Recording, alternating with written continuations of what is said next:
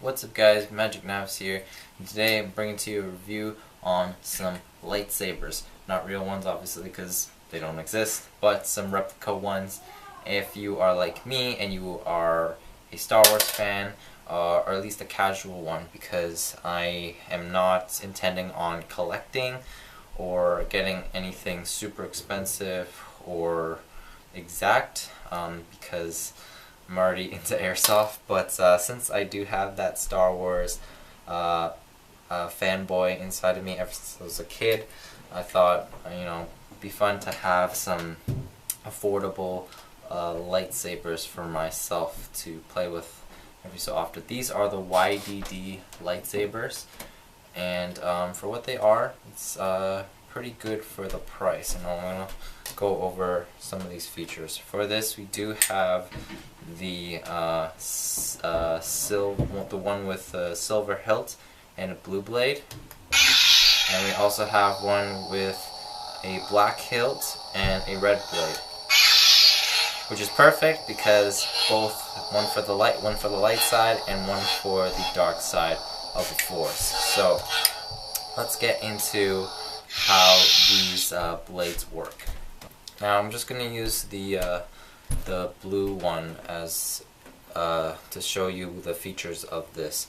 So first off, you will notice the hilt is kind of short for what it is, and it's also pretty narrow, much narrower than what a probably a real lightsaber would be, and it also have more details to it. And this is kind of more for a youngling, so to speak. But even this, I'm actually okay with, because also, in fact, this is made out of aluminum metal. I did not really expect that. I thought it would have been made out of plastic, but this is in fact made out of aluminum, and it's actually pretty good for what it is. So this will definitely hold up pretty well.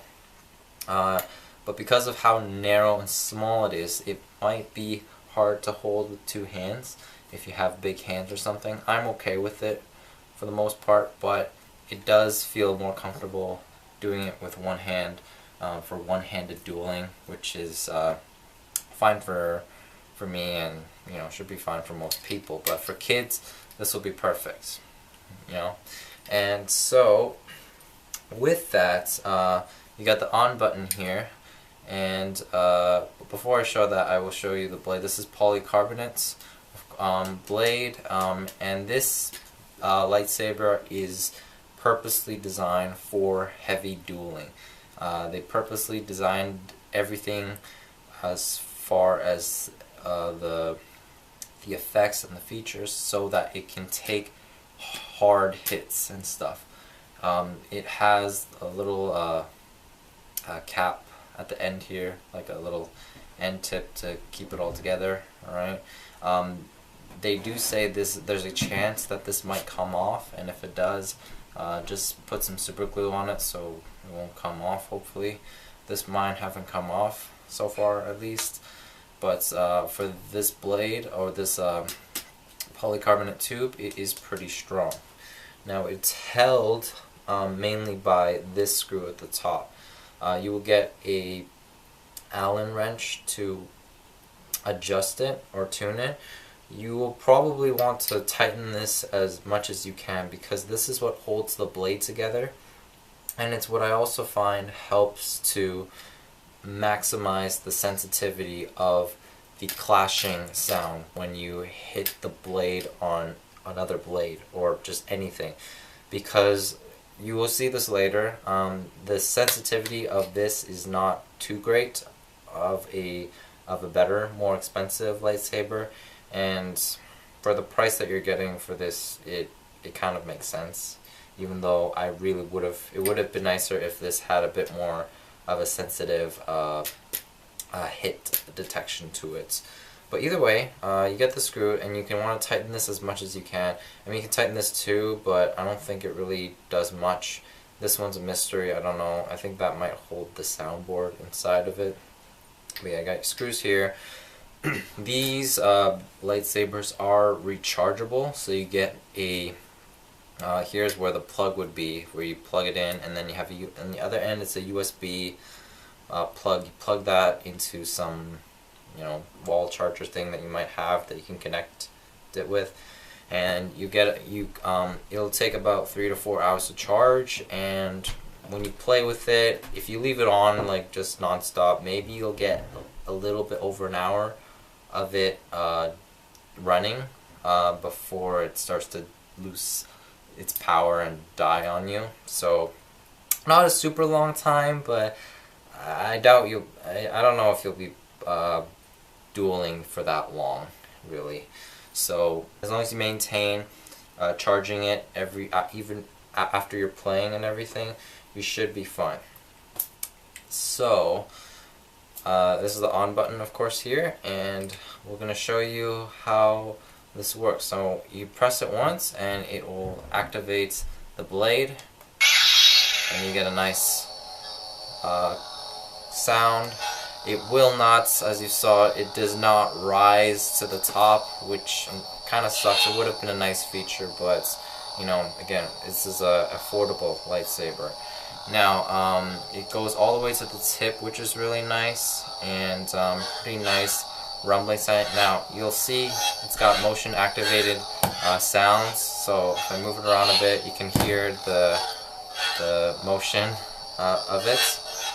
It's not super accurate, but again, affordable lightsaber we're talking about here. And so, a couple features here. I will show you how sensitive it is. Now, if you just do it on the blade here, I do have to hit it pretty hard, and especially on like a bone area. If I hit it on like the palm of my hand, it's not really going to activate. If I hit it more on the base of my hand, I'm most likely going to get it. But if you really want to test it, you want to hit it on the bottom of the hilt. That way you can hear all of the clashing sounds of the lightsaber. Now, a couple things which are kind of nice, although I kind of wish it just happened naturally, is the button right here. If you click it once, you'll get the sound effect of deflecting a blaster bolt. And now if you double click, you will get the lock-up sound, which if you're locked up with another guy, do it with another lightsaber, you can, I guess you can kind of do that for if you're doing like a special video or something, which would be kind of nice. Although I kind of wish it would just happen naturally when you're kind of just both touching blades, and then you would have the lock-up sound effects. But again, we're talking about an affordable lightsaber here. But either way, still really nice color, good sound effects, and still decent sensitivity to it. Now to turn it off, all you gotta do is hold it down for 3 seconds, the on button, and it'll completely turn off. Now another nice feature that these lightsabers have, they have a mute mode. So what you have to do is, while it's off, you hold it down for 3 seconds, the button. Once you do that, just turn it on like you would, and it'll turn the blade on, but there will be no sound to it. And then turn it off, same way. And if you want to turn it back on with the sound, again, you're just going to hold it down for 3 seconds, and you will hear the sound. Just like that. And all the sound, by the way, is coming from the bottom of the hilt right there. And you can actually even unscrew this. Apparently there's an accessory that you can buy, and you can attach 2 lightsabers together, and you can do it Darth Maul style, if you will. So it's pretty nice. So again, this is the blue blade with the silver hilt, and of course I got another one with the red blade and the black hilt. Everything else in terms of this one is exactly the same, you know, and for what it is, I'll just show you a quick demo here. If we just clash these together, again, not super sensitive, but if you're dueling pretty heavily and you're hitting fairly hard, you should some clash sound effects at least half of the time. You might not always get it if you're kind of hitting it too lightly, or maybe you don't hit it quite in the right spot and the soundboard doesn't pick it up or whatever.